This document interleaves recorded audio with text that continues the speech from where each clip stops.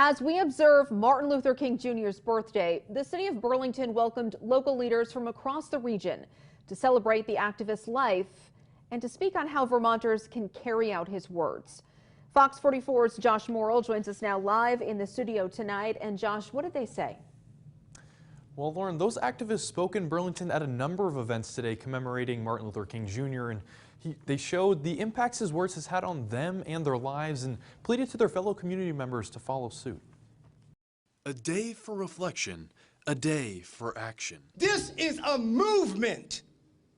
This ain't no game. This is not something we do every day. This has been happening since 1619.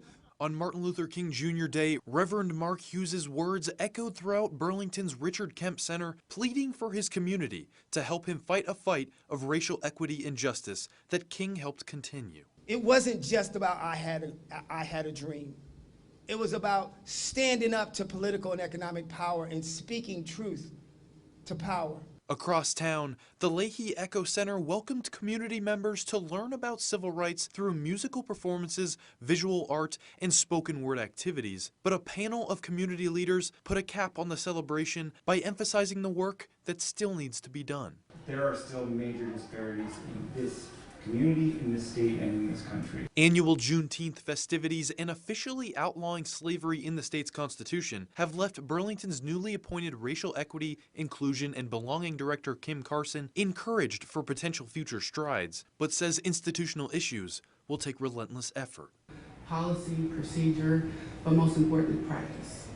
I would say is that in my research over time, what I noticed as I was studying the legislative history of civil rights as I did my job at the judicial branches, from the 1700s to civil rights and on, the things that we've been fighting for have been relatively the same. And Hughes says to truly make societal changes that King once dreamed of, words will not suffice. It's not about what happened at Echo today.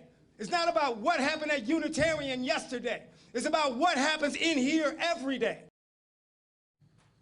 Carson also said that changes to the state's judicial system will help to minimize the racial biases in Vermont's communities as well. Live in the studio tonight, Josh Morrill, Fox 44 News.